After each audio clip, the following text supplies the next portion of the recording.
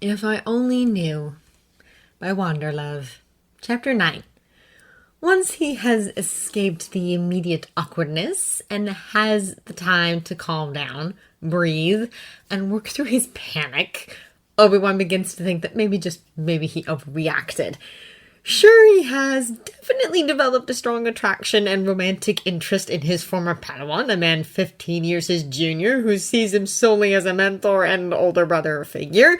But Obi-Wan is an adult and a Jedi Master too. He can manage his feelings without them interfering with his duties.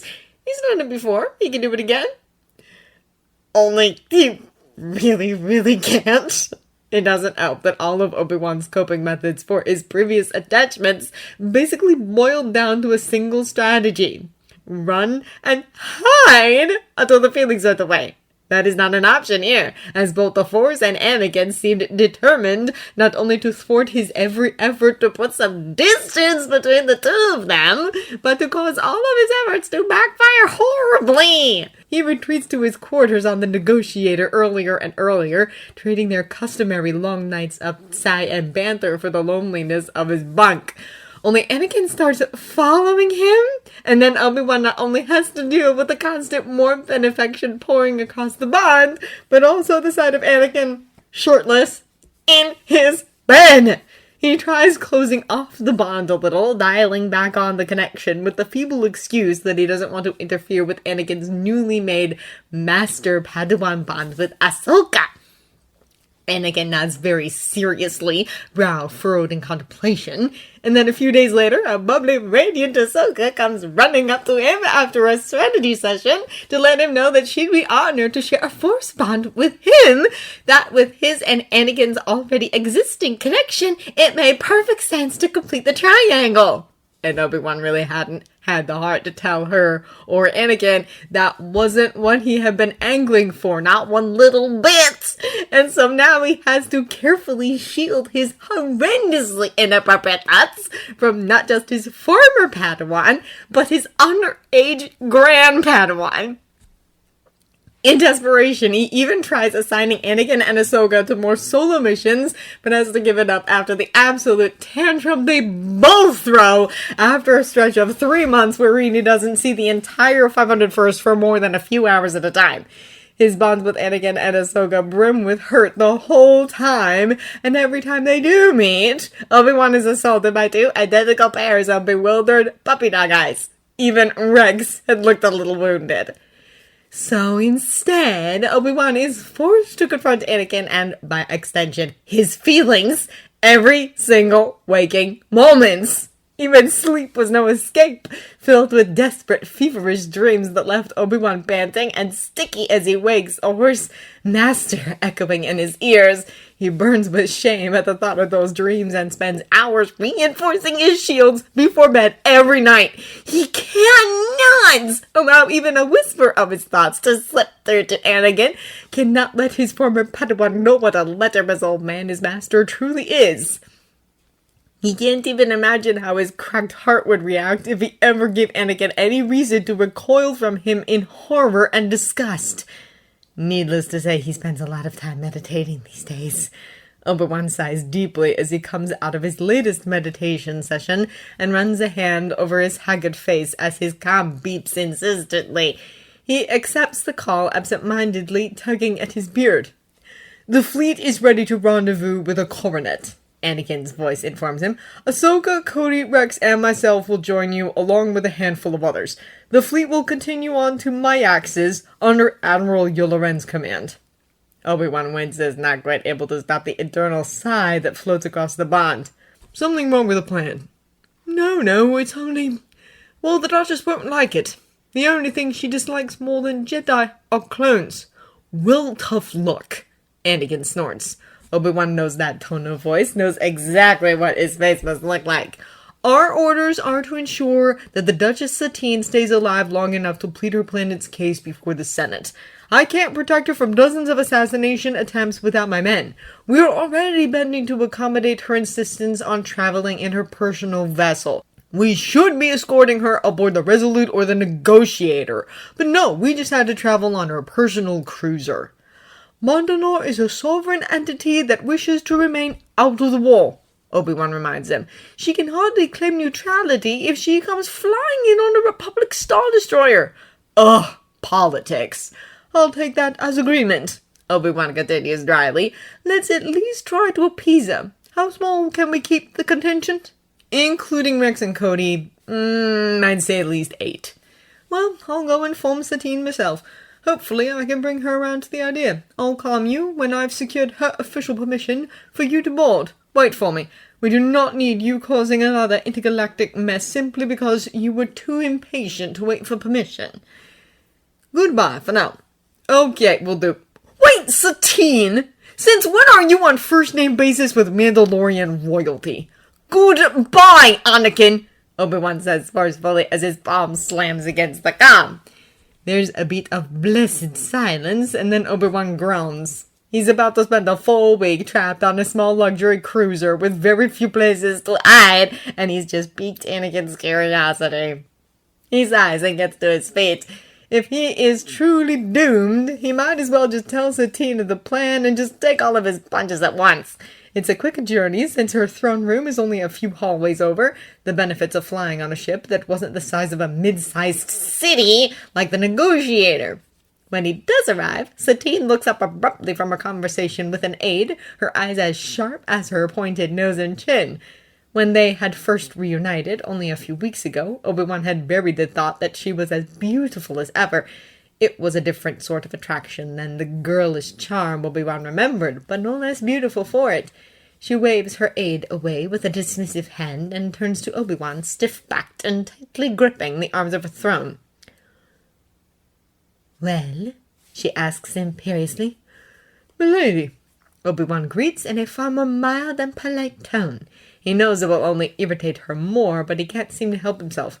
"We have met up with the Open Circle fleet. With your permission, I would like to bring aboard 2 additional Jedi and 8 others. "And by others you mean clones, yes?" "Yes, Satine," Obi-Wan sighs.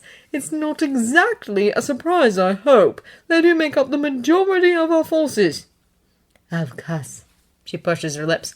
"Please, Satine. Your life's in serious danger, and they are good men. I have every faith that with their help, I will be able to afford you an additional level of much-needed protection." "You seem to imply that my own security forces are deficient, that instead I should trust my life to the poor copies of a disgraced Mandalorian bounty hunter." "We've discussed this ad nauseum. I'm sure your people are highly competent and loyal, but the assassination attempts required an intimate, detailed knowledge of your schedule and security apparatus. Even if unintentional, one of them has compromised your security." Satine glances away, face pained. "Very well," she says finally, reluctantly. She turns back to face him, face composed. "And the Jedi? Who should I expect?" "We will be joined by Knight Anakin Skywalker and his padawan learner Ahsoka Tano." "Skywalker? Wasn't he your padawan once?" Her eyes are far too discerning. "Anakin was knighted a little over a year ago for his bravery on Duchess." Obi-Wan responds, a small, fine smile gracing his face. "Padawan Tano is the newest addition to our lineage. She's a promising young Jedi. I have no doubt that she'll do us both proud." "What?" "It's odd," Satine says, eyes distant. "You were always so good with the children we encountered. But I remember how you used to swear up and down that you never wanted a padawan of your own, that you felt that you weren't cut out for teaching, no matter how Master Jin and I protested our belief otherwise. It is good to know we were right all along." Well, it was a learning experience for everyone involved. There's a reason why a knight cannot be named a master until after he has successfully raised at least one padawan. Teaching Anakin made me a better Jedi in so many ways. I often believe that he shaped me far more than I him." "You would say that," Satine says, rolling her eyes, the only concession to bad manners she would ever accept. Obi-Wan shrugs. "It's true enough. You'll see when you meet him." "I look forward to it," she responds with an arched eyebrow. Obi-Wan bows and retreats to make his calls to the fleet. "So why haven't you ever said anything about Satine before?" Obi-Wan's eyes connect with Anakin's in the mirror, and he tosses his friend an irritated look as he pauses his shaving routine. He's given up trying to set up boundaries, but Anakin could at least try to grant him some privacy. Maintaining the neat lines of his trademark beard is important, and no time for distractions. And unbeknownst to Anakin, he was quite the distraction, lounging around the doorway to the fresher in his half-undone robes and a rakish curl to his hair. It had finally grown out past the awkward padawan haircut to an acceptable length, but Anakin seemed completely uninterested in stopping its growth. "Don't you have a padawan you should be helping get ready for this very important state dinner?" I left her on a holocaust with Padme. I'm sure she'll give much better advice on Mandalorian banquet etiquette than I ever could," he replies easily. "But that didn't answer my question. I do believe I did tell you I knew her and about my previous mission to Mandalore at least a few times before, and certainly before I left to investigate this latest round of violence," Obi-Wan retorts. "You mentioned that you had met the ruler of Mandalore on a mission once long ago in your Padawan days, which is not the same thing as I have permission and feel comfortable using her given name. Not the same thing at all." "All of that is true," Obi-Wan huffs in response. "It just happened to be a long-term mission as a personal bodyguard for a little under a year." "The whole year! Why didn't you say something? And again, I'm fluent in Mandoa, and I know that you know I learned it specifically during that mission. Did you really think I just learned it overnight?" There's a beat of awkward silence, and Obi-Wan resists the urge to thump his head against the mirror. It would send shaving cream flying everywhere and make a terrible mess. "That's exactly what you assumed, isn't it?" "You're really good with languages," Anakin says defensively. Obi-Wan shakes his head. "I just think it's kind of interesting, you know? The Duchess doesn't get along with anybody, much less Jedi, and here you come along and she's perfectly happy to let you call her by your first name." "How do you know that?" Obi-Wan asks suspiciously.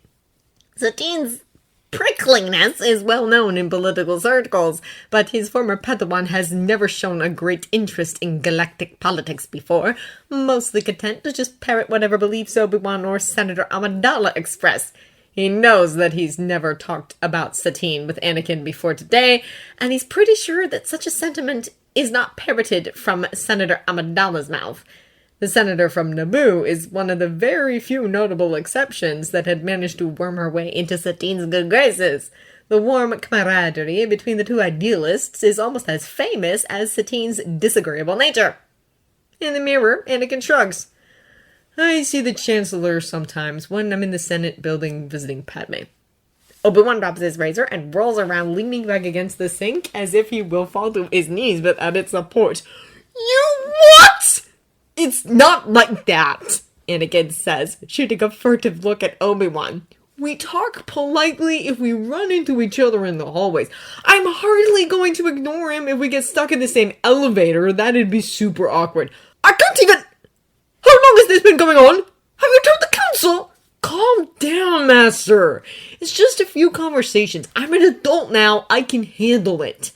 Anakin's tone brooks no argument, invites no debate. It's the same tone he uses when he has decided to stay the course of some ridiculous plan, and nothing Obi-Wan can do or say will sway him. Obi-Wan inhales deeply, trying desperately to push down his panic. Objectively, Anakin is right. He is an adult, and Obi-Wan has no longer any place to try and control who he talks to, but he can't quite let go of the instinctive urge to encase Anakin in a thick bundle of blankets and snarl at anyone who gets too close. He desperately wishes that the council had listened to Master Plo Koon all those years ago and pushed to destroy Palpatine's political career. It was the very least the man deserved. "Please at least tell me you've at least talked to Hila Dekai about it," he finally manages. "Of course he knows," Anakin says reassuringly. "We talked about it a lot, especially after the first time it happened." Obi-Wan breathes out a sigh of, well, not quite relief, but it helps ease the clawing anxiety in his stomach just enough that he can breathe again. He slowly turns back to the sink and picks up the razor in a white-knuckled grip. "Please, just..." Obi-Wan pauses, swallows. "Please, just... be careful. I will, I promise. But there's nothing to worry about, I swear. We hardly ever talk, and we're never alone. Of course, I trust your judgment, Obi-Wan responds, biting back the sharp retort that it was not Anakin but Palpatine who he doesn't trust. He inhales again and carefully continues trimming the edges of his beard for want of a distraction. Anakin waits a beat, then two, to change the subject. Obi-Wan refuses to help. If it were up to him, they would still be discussing the matter. Fives and Jesse are really looking forward to the state dinner. They said they've never been to something so fancy. Anakin offers. I told them about all the little, what do you call them? Hors d'oeuvres? Yeah, those. I think they thought I was joking when I was describing the weird little fish eggs. To be entirely fair to your poor men, I seem to remember a little boy from Tatooine who thought the exact same thing when I had to explain it to him, Obi-Wan says affectionately. You definitely didn't have to wait until I had already taken a big bite. Did I do that? Obi-Wan muses, unable to hold back a smile. Anakin shoots him a narrow-eyed look, and Obi-Wan shrugs as he wipes the last of the shaving cream from his face. It does sound like something I would do. Come on, if you're done primping, let's go pick up Ahsoka. Taking proper care of one's facial hair is hardly primping. Obi-Wan responds without any heat. He pauses absent-mindedly and tugs the folds of Anakin's robes closed. No need to distract every single Mandalorian courtier present with the sight of Anakin's clavicles. Anakin lays a hand over his, the heat of his skin bringing Obi-Wan back to the present. Obi-Wan carefully swallows his sudden awareness of the intimacy of their position and tries to mask the haste of his extraction with a quib. You can afford a little of that yourself. When are you planning to trim that mop going on your head? The Hollow Knight likes it, Anakin responds easily as they disentangle and exit Obi-Wan's quarters, moving toward Ahsoka's own assigned room. They say it makes me look dashing. Yes, well, the Hollow Knight also says that the suicidal feats of stupidity you call plans are brilliant and inspired, so I'm not sure we should count on their opinion very much.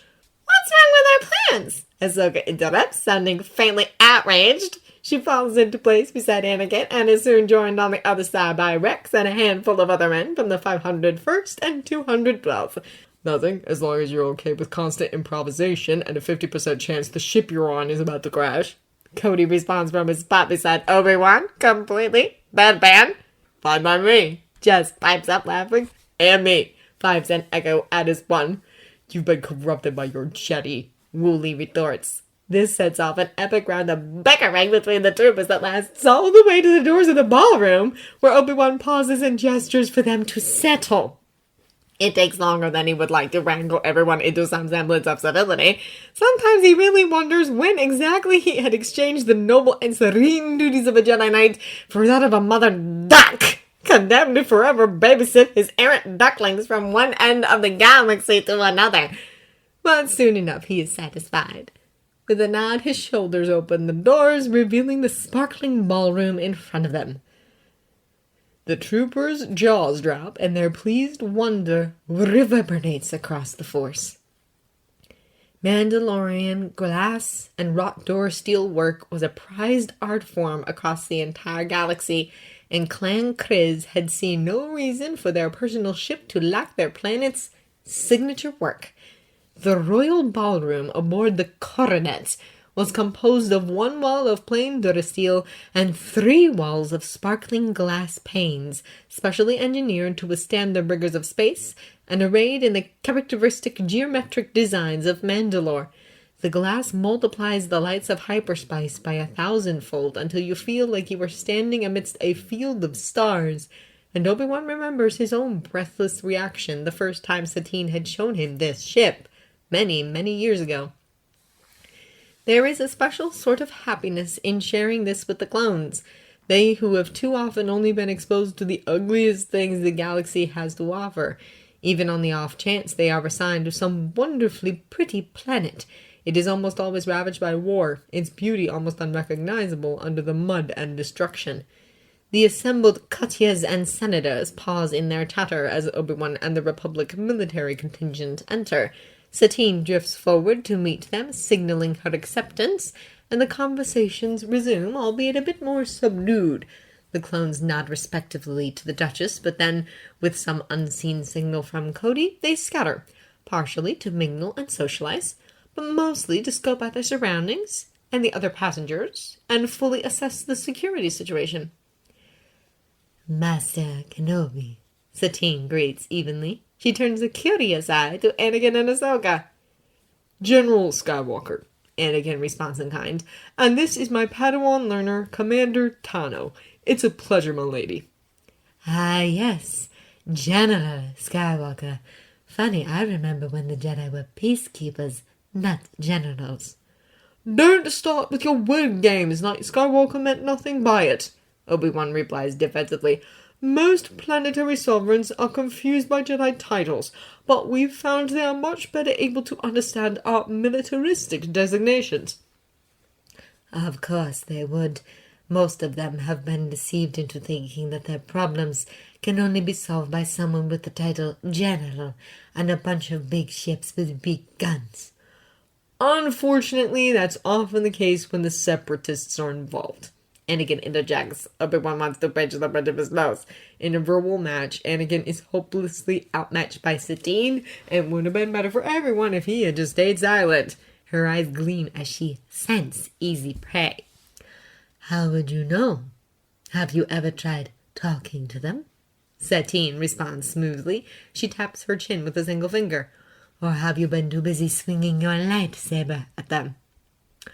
I don't know. It didn't really occur to me to ask when they strung us up to die for entertainment in an arena in Geonosis. Anakin replies happily. But by that point, hadn't the Senate already voted to grant your Chancellor the power to create an army? Surely they were only acting according to your own logic. To save their planet from a group of outsiders, they lashed out with rage. Anakin opens, then closes his mouth. But what else could we have done? Ahsoka asks, her tiny brow furrowed. They'd kidnapped Masters Kenobi and Skywalker, and were threatening their lives. We would have lost without the clones. I say you lost the moment you committed to fighting, Satine replies, a much more indulgent smile gracing her features for Ahsoka.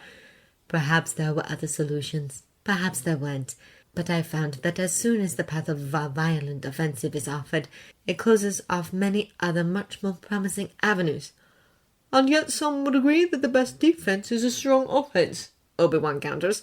In fact, I believe that's an old Mandela saying, isn't it? Mandalore has grown beyond its violent past, Satine shoots back glaring. Our presence here as bodyguards would seem to indicate otherwise. I never asked for your protection. No, but the majority of your court did. Okay! Ahsoka interjects hastily. Even Anakin looks a little shell-shocked. That was such a great debate. Thanks for showing me both sides of the argument. Definitely don't need to continue. Sorry for asking. Obi-Wan inhales and exhales, trying to rein in his outrage. Behind him, Satine seems to be engaged in a similar struggle. Anakin eyes them both, eyebrows near the top of his hairline. Will you two be okay if we leave to check in on the troopers? He asks, a little wary. Obi-Wan snorts and gestures for it to leave. I've only seen Master Kenobi argue like that with you, Sky Guy! Obi-Wan hears Ahsoka mutter as they walk away. You weren't exaggerating when you said she was young, Satine says once they are alone once more in a sea of glittering lights and twittering courtiers. I suppose when you first told me I was envisioning a Jedi in her 20s, not a youngling who's barely hit puberty. They both are, Obi-Wan sighs. The war has forced a lot of uncomfortable compromises on the Order. Most knights are deployed in the Outer Rim for months on end, and they can't leave their apprentices behind. Surely... No, Satine, we can't! Masters and their Padawans form a mental link. Prolonged distance is distressing, especially for a young mind without sufficient experiential shields. There were incidents. Oh, a long silence. I apologize.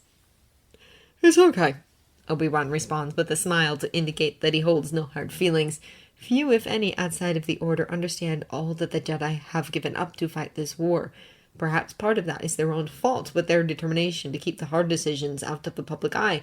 but he doesn't blame Satine for her ignorance. Your initial observation wasn't wrong. She is young. They both are. Yes. But then again, so are you. What? I simply meant to point out that you're only 36. Hardly some doddering old man, even by the standards of such a short-lived species as humans.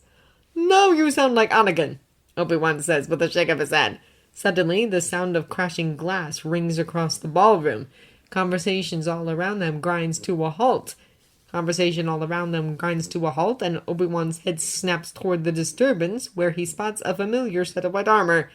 He sighs to himself and decides to treat himself to one of those sweet Mandalorian canapé things he likes so much if his hunch proves correct, and the source of the chaos is fives. Again. He begins weaving his way through the crowd, Satine close behind. He hears a high-pitched, "How dare you!" and picks up the pace, arriving just in time to witness one of Satine's advisors, a gaunt-faced man named Merrick, launching into an impatient, finger-shaking, hands-on-hips rant as Fives stares down at his boots and the chunks of glass between them. The planes of Fives' face are iced over, his eyes stony as he accepts Merrick's anger without argument. This, more than anything else, galvanizes Obi-Wan to physically step in between them. Seeing Fives so quiet and passive is wrong. "You can't dress up with your cheap blastoid, made to look like true Mandalorian armor, as if you could ever earn the right to Briskagum!" Merrick, Satine interrupts sharply, her tone unforgiving. Whatever this man has done, I doubt it warrants such an outburst. This Already accused me of sabotage, and then knocked the champagne flute straight from my hands when I disagreed! Merrick exclaims. "Are you quite all right, Fives?" Obi-Wan murmurs lowly. Five continues to stare stubbornly at the floor and says nothing in response. "Of course he is not all right! Clearly there is something wrong with his head if he believes that I would ever betray Mandalore like that, as if he has any right to question my royalty!" "He was merely trying to help protect the Duchess as requested by you in your court," Cody says smoothly, stepping between Obi-Wan and Merrick, adding another body to the wall, shielding Fives from Merrick's beady eyes. Obi-Wan glances to the side and sees that Anakin and Rex are fighting their way through the gathered onlookers. "If you have an issue with that, you may take it up with me, as it was under my orders." "I fail to see how such a stupid brute adds anything to the Duchess's safety," Merrick says archly, as he draws up to his full height and looks down his nose at Cody. "Careful, that is my vote you speak of," Cody responds, his voice as strong as the Beskar he is supposedly unworthy of. "Oh, please stop! You claim to be Mandalorian, but you can't even speak our language without an atrocious accent!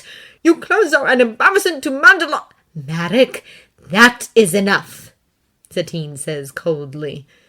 Merrick seems to come back to himself, paling as he takes in the throngs of observers and Satine's clear and visible anger. You have made your feelings on the matter of the clones very clear, and while I have tolerated it up until now, I draw the line at such cruelty. The entire crowd pauses, all words held in, all breaths hushed, not a single swish of fabric or cough. "Duchess, if I may," Cody asks quietly, breaking the silence. Satine hesitates and inclines her head in agreement as Rex and Anakin finally break through. Rex steps forward to stand shoulder by shoulder with his brother.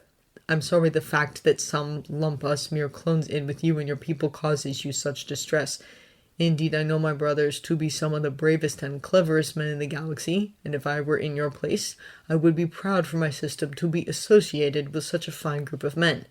While we have never claimed to be Mandalorian, I can assure you that whenever we are asked about the matter in the future, we will make sure to emphasize that we are in no way associated with you." There is a long, unbroken silence. "Come, let us retire to my private ready room," Satine says, voice imperious as she begins to sweep away. The crowd parts before her. Merrick makes a move to follow, and Satine whirls around, her eyes fiery. "Not you!" Commander Cody. "General Kenobi, please gather your men and meet me in my ready room as soon as is possible." Commander Cody did not so much as bat an eyelash, snapping out a smart, "Yes, ma'am," before beginning to round up the rest of the clones and Ahsoka. Merrick looks positively enraged. Their party makes their way to a dark fake wood door embedded in the durasteel wall of the ballroom and follows Satine in. They find a good-sized desk, really more of a thick-legged dining table, with a high-backed plush chair behind it, lush carpets, and bookshelves lining all of the surfaces.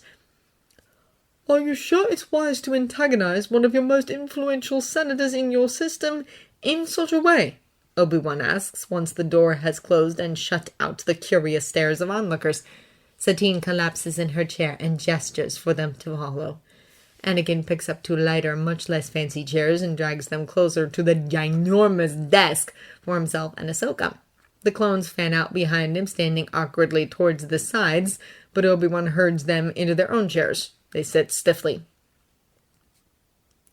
Senator Merrick has always been the voice of a much more conservative side of Mandalore. We rarely agree on anything, but I doubt he'd ever try anything too drastic. He is one of the few of the old guard allowed in my inner circle, and, as the result, the other noble houses prevail upon him frequently. He'd never do anything to risk losing that influence. How could you let someone in your government say that? Ahsoka asks, her voice small. Does everyone on Mandalore think such terrible things? Satine pauses, stares at the desk. Her eyes flick to Fives, still unusually quiet. He is bracketed by Echo and Jesse, who look quite ready to challenge anyone who dare approach their brother to a duel. Not everyone, but many, she sighs. I must admit that I myself have harbored similar thoughts at times, though now You must understand, your progenitor Jango Fett was very controversial. He was an inconvenience, politically speaking, adopted by the last true Mandalore, always leaving us guessing if he would or wouldn't claim Mariel's legacy. When we found out he had died, it solved a lot of problems. But then we were told that there were millions of copies of him running around the galaxy and waging war in the Republic's name. I have striven to keep Mandalore neutral in this terrible conflict. And it has hardly helped that the man who helped create the Republic's army was a disgraced but influential Mandalorian. I'm sorry, Cody, and Fives, was it? You are hardly to blame for the political turmoil your existence has caused, and I am quite ashamed that I ever gave Merrick any cause to think such views were welcome in my court. "Thank you for the apology, Mum," Commander Cody replies, equally quiet. "But it's not necessary. What Cody means is that you are hardly the first politician to find us inconvenient," Rex says, voice sour. Obi-Wan and Anakin share a look. Senator Organa and Amidala's Clone Rights Bill has been stuck in committee ever since it was introduced, mere hours after the first battle of Geonosis. And that should be motivation enough on the matter for me, Satine says, a smirk gracing her face as she gestures to a nearby servant. I would never want it to be said that I am the same as every other useless, brain-dead politician in the Senate. Rika, please prepare some tea, the Sundari oolong. Would any of you like some? A handful of troopers nod hesitantly, though Ahsoka and Rex make identical faces and shake their heads. Obi-Wan also shakes his head and digs a small packet of paper-wrapped tzai out of his utility belt. With the constant movement and stress of the war, he's taken to always having 1 or 2 handfuls of pre-mixed tzai on hand for situations just like this. "Just some hot water for me," he says politely. "I have my own blend here." Rika curtsies and hurries away. Now that we are settled, Satine begins, turning her full attention to Fives. May I ask what happened, Fives, from your point of view? "I was only surveying the ballroom, as Captain Rex instructed," Fives responds. "When I nearly crashed into that man, he was distracted, looking at something in his hand that I couldn't really see. I didn't think anything of it in the moment, but then he reacted so badly, throwing his glass on the ground and yelling all those things. I didn't accuse him of treachery, sirs. I never would have confronted him in public like that, with no evidence and no backup, and I couldn't figure out why he'd ever say those things. But now I think he thought I saw something more than a glance and wanted to discredit me before I could even open my mouth. Rika returns with their tea and distributes it to the relevant parties. Obi-Wan frowns as he accepts his own cup. You have to admit, Satine, it seems awfully suspicious, he says, adding his tzai mix to the hot water. Marek is incapable of such violence, Satine says, forcing air out of her nose. But I cannot deny it's at least worth some further investigation. I doubt you'll find anything in relation to the assassinations, but I would very much like to know what else he is up to. We would need full access to the ship, as well as permission to search the cargo area, Anakin says, Satine lips thin with displeasure, but she nods in acquiescence. Very well, whatever is necessary. That smells heavenly. Much better than all your other teas. Satine hums. She shoots him a curious glance, and Obi-Wan instinctively wraps a protective hand around his teacup. I don't think I've ever smelled anything else quite like it. May I ask, as to the ingredients? Anakin's head snaps up, his eyes wide. There's a quickly smothered flare of panic across the pond. No, Anakin blurts out, his expression mulish. His back is ramrod straight, flesh hand clenched, and Mechno hand suspiciously too still. Satine physically startles at the rudeness, and Obi-Wan inhales sharply. I apologize for Anakin's tone, Obi-Wan says, quickly trying to regain the reins of the conversation. He only meant that it's not something that we share so freely. It's a special homemade blend. A secret, of course, as all the best things are. Oh, really? A super secret Jedi, do you? Satine seems amused, and Obi-Wan decides not to correct her assumptions. Fascinating. May I try a sip? Obi-Wan hesitates for only a moment, but then shakes his head. I'm afraid that I only have a limited stock, and the war makes it difficult to obtain a fresh supply. I would like to savor every sip, if you don't mind. What? But you share all the time with the... Waxel's words are cut off by his pained exclamation. Now Anakin's hand swivels 180 degrees to stare at a sheepish-looking Waxer and a too innocent-looking Cody. Satine observes the spectacle with a raised brow and determinedly bland scent through her lips. But of course, she agrees, sipping at her own tea and settling back in her chair. Please don't let me keep you from your investigations. I shall calm the ship's security at once and direct them to aid any request you make. The clones stand, bow, and shuffle out. With a nod from Anakin, Ahsoka scrambles to follow.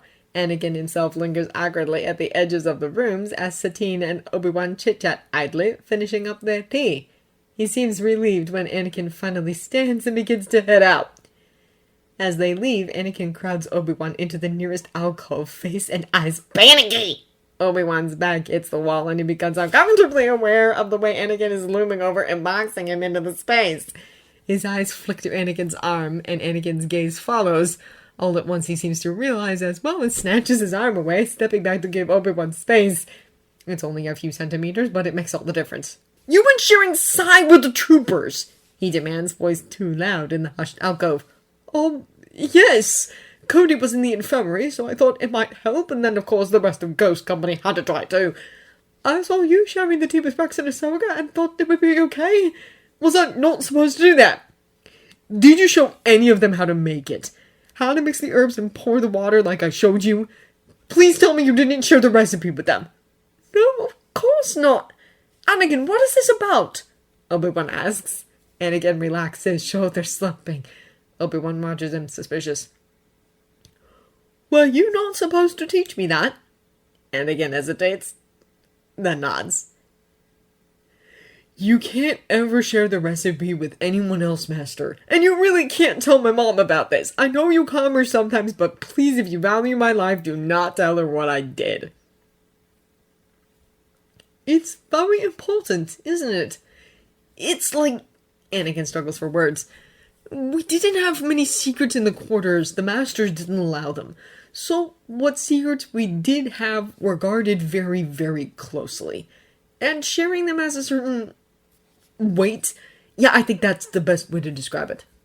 Would your mother not want me to have the recipe? No, that's not it! Anakin hurries to protest. She loves you. She'd probably be very happy. It's more that she'd be angry with me, and I'm really, really looking not to be skinned alive next time we run into her in Hondo.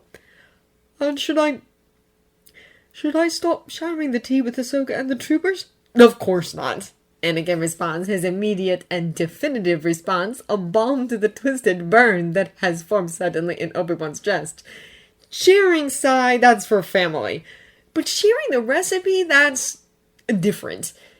Can we just keep that between us?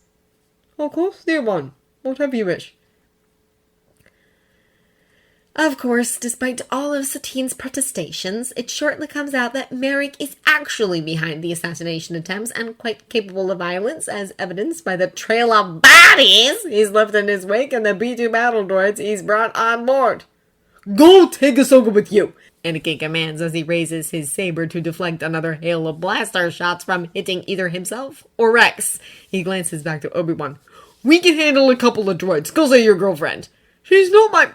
Oh, why do I even bother? Obi-Wan mutters as Anakin dashes off, leading the droids away. He turns on his heel and together, he and Ahsoka begin to sprint after Merrick and Satine, who he has taken hostage.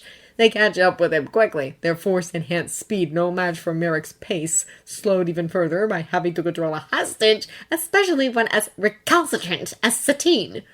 "Stay back!" Satine cries when she sees them. Merrick jerks her around by her hair and continues his slow retreat backwards. "He's rigged up the engine with explosives.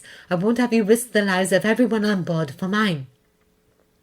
"She speaks the truth! Stay away!" He displays a thin, rounded Deadman switch held tightly in the hand connected to the arm wrapped around Satine's throat. Obi-Wan and Ahsoka fall back wary now and follow behind Merrick as he rants and raves, spittle flying from his mouth and his blaster dangerously close to Satine's head. They keep their lightsabers raised warily, carefully watching for any opening. "Master, we can't let him escape," Ahsoka mutters as they edge ever closer to the aft escape pods. "We can't let him blow up the ship either," Obi-Wan responds, his eyes never leaving Satine's. Something flickers, and he gives a minuscule nod. Across their bond, much weaker than his with Anakin's, and unable to send any specific words, but still sufficient for this purpose, Obi-Wan pushes a vague command to Ahsoka to fight to the right. In an instant, Ahsoka is lunging forward, causing Merrick to take his focus off Satine, a dangerous miscalculation at the best of times. Satine drives her elbow back into Merrick's stomach, and he stumbles, grip slipping. Ahsoka turns off her lightsaber and throws it with unerring accuracy, using the hilt to knock the blaster from Merrick's grip. Satine ducks, snatches the blaster from the air, and darts away back towards Ahsoka and Obi-Wan. Merrick lets out a cry as Ahsoka's saber hilt collides with his forehead, but recovers quickly, knocking it away. With a pull of the Force, Ahsoka calls her saber back into her hand, reigniting the blade with a flick of her wrist. "Jedi bitch!" Merrick snarls, and she bares her teeth at him. The three of them face off against Merrick, their blaster and lightsabers raised in threat. "Oh, really? Is this meant to intimidate me? You've never betrayed your pacifist ideals before, Duchess, and you're hardly going to start now. And the Jedi don't kill unarmed combatants. Everyone knows that." Merrick stands there laughing. But he's not wrong. Satine looks as close to despair as Obi-Wan has ever seen her. "You can't kill him, Obi-Wan. He must stand trial on Mandalore," Satine says wretchedly, the handle of her blaster shaking. No one moves as Merrick raises his dead man's switch in the air, a taunting parody of a surrender pose. "Come now, who will strike me down and label themselves a cold-blooded..." A bright blue beam slices through his chest, eyes going vacant as his back arches and the detonator falls from his limp grasp. A familiar hand catches it right before it hits the ground. Merrick's body falls forward unceremoniously to reveal Anakin looking curiously at the detonator in his hand. "Anakin!" Obi-Wan says, horrified. Satine throws the blaster away from herself as if it is coated in poison and collapses to the ground. She stares at Merrick's body. "Oh, come on. He wasn't exactly unarmed. He had a detonator in his hand and was threatening to blow up a whole ship," Anakin responds with a roll of his eyes. "We grew up on Kavalala together," Satine says, her voice acidic, "and no matter what he did, he deserved to be judged by a jury of his peers. You had no right—" "Satine, He never would have allowed you to survive long enough to testify against him, Obi-Wan says, stepping between the two of them and quashing his own unease with Anakin's actions. If he had made it to the escape pods, we never would have been able to stop him. Satine looks at him, her eyes wide and hair wild. Her mouth is half open and a look of betrayal is stealing across her features. You're taking his side? The Obi-Wan Kenobi I know would never have compromised his convictions like this. What about your order, your code? What has this war done to you? Her gaze darts between Obi-Wan and Anakin, and all of a sudden, her eyes widen, her mouth snapping closed. Obi-Wan straightens his posture and tilts his chin up defiantly as their eyes meet again. Please, Satine, he begs in his mind, for once in your life, hold your tongue! Obi-Wan doesn't know if she hears him, or maybe the Force just is feeling generous, but she stays silent. He nods gratefully, but Satine won't look at him now. Anakin, Ahsoka, go let Rex and Cody know what has happened, Obi-Wan orders. Find out how much time we have left before our arrival in Coruscant, and please let the royal guards know that someone must be sent to attend to the body. The Mandalorians will want to handle the burial rites themselves. Are you okay, Master? Anakin asks seriously. Obi-Wan nods, and across the bond opens himself up briefly so that Anakin can glimpse his healthy, uninjured state for himself. Anakin nods, satisfied, and gestures to Ahsoka with a single hand. They exit the hallway in a synchronized, powerful stride. When they are gone, Obi-Wan turns back to Satine, who is still splayed on the ground, fist clenched. Satine, he begins. I don't want to hear it. She spits, pushing herself to her feet and storming away. Later, much later, after he thinks that Satine has been given enough time to cool down, he meets her in the ballroom. It's much emptier this time, Satine the only inhabitant. He joins her silently, his eyes trained forward and his hands clasped behind his back. Together they watch the approach to Coruscant, a dark sphere dotted with twinkling lights growing ever larger in the sweeping windows. You love him, Satine says suddenly, eyes still trained on the vista in front of them. Obi-Wan inhales sharply. You've already compromised yourself for him, clearly, and I think you would actually leave the order for him. I would have left for you back then if you had only asked, Obi-Wan protests. Perhaps, Satine sighs a little sadly, a little fondly, as she turns away from the windows. But he doesn't even need to ask now, does he? Obi-Wan falls silent, unable to counter her point. Exactly. I'm sorry, Satine. I never meant to hurt you. There's the faintest whisper of movement behind them, almost as if someone has just arrived, and Obi-Wan stretches his senses out to make sure no one is there to overhear such an intimate conversation. He almost thinks he feels someone, but whoever it is, they are standing too far away to hear Obi-Wan and Satine's words without the aid of Force-enhanced hearing. At any rate, their Force signature disappears between one moment and the next, and Obi-Wan convinces himself that he was imagining it. I'm not bitter, my dear. It's been a lifetime since those days. We'll never really know what you would have done had I asked. But I do know that it would have been a painful, difficult choice, and I love you too much to give such a terrible ultimatum.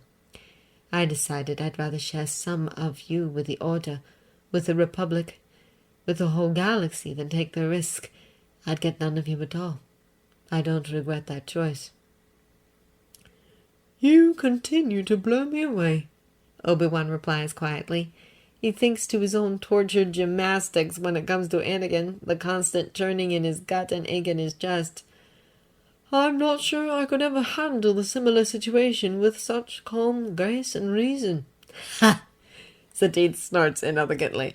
You should have seen me in those first few years after you left.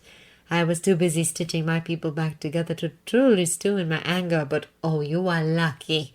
It took nearly 18 years for you to step back on Mandalorian soil. Time does wonders for a broken heart. You never said anything in all the times we can't, Obi-Wan points out.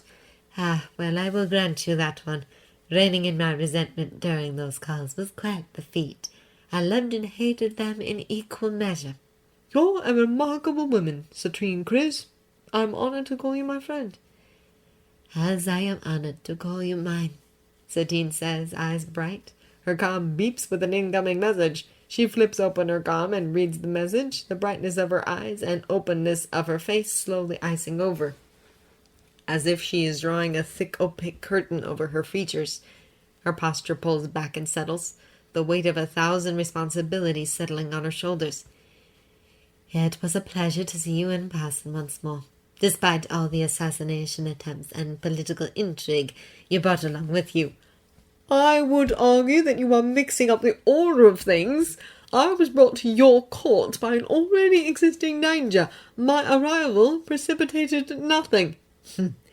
At any rate, it was just like old times. You made me feel like a young girl once more, running to and fro from shadowy bed guys.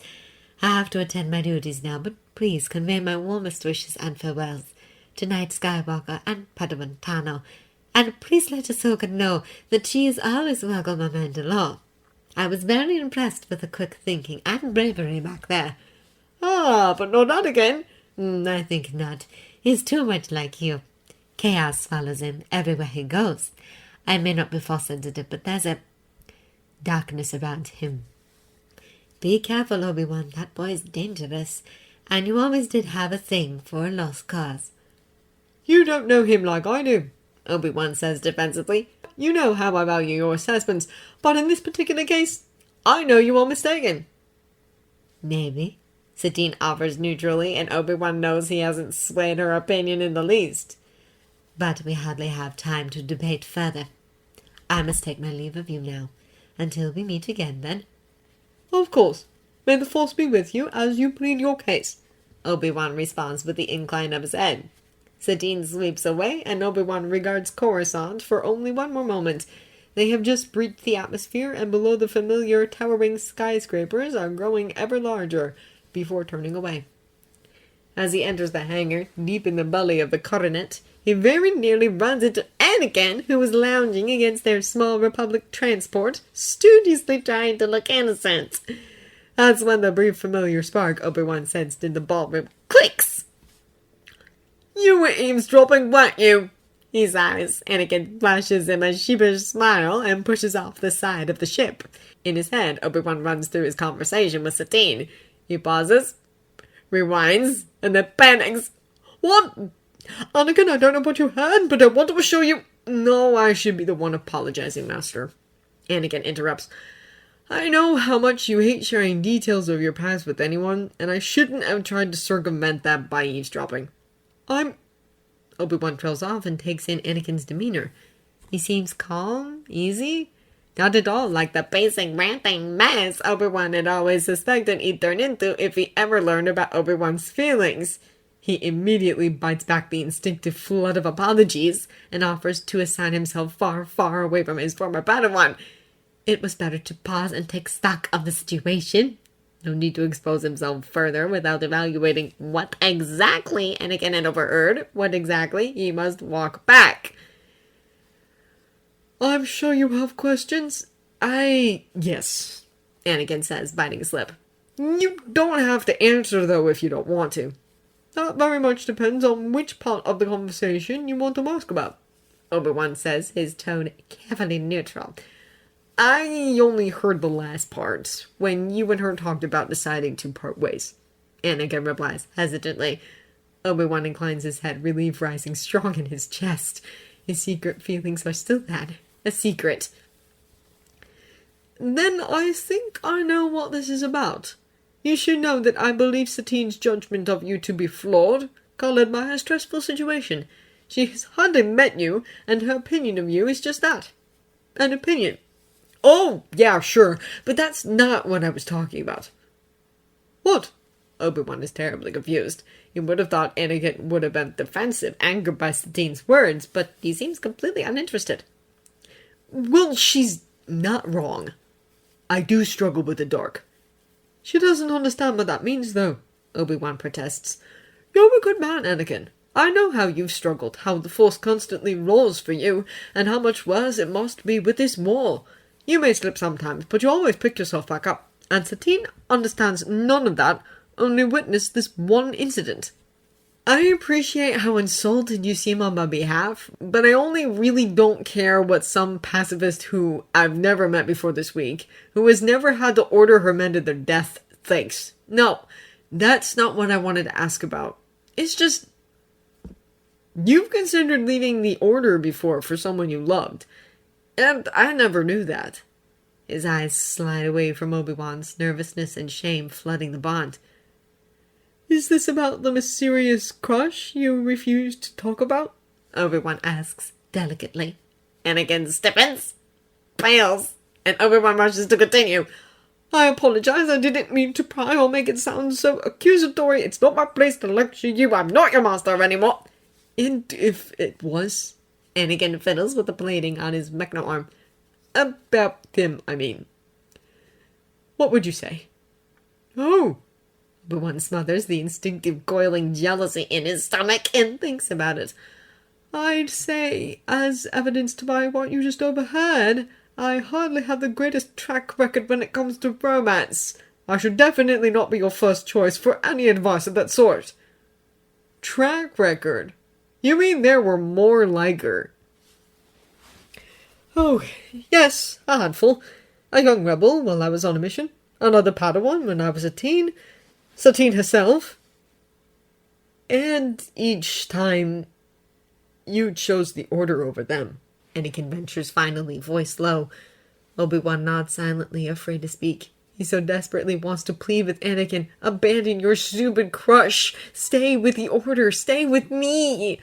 But he should not, will not, cannot abuse Anakin's trust by passing off his own selfish urges as the impartial advice of a wise mentor and friend. He swallows. I won't pretend it was easy, Obi-Wan says quietly. But the Jedi are my people, my family, all I've ever known. And while I sometimes struggle with the code, I do find comfort in it as well. And you can let your attachments go just like that. Yes and no. While in theory the Jedi ideal of complete non-attachment is something I strive for, in practice I'm quite terrible at it. You! But you're on the council! Even Master Yoda has been known to be very attached to certain crashlings he takes a shine to, not to mention his own lineage. Obi-Wan replies with a gentle smile tugging at one corner of his lips.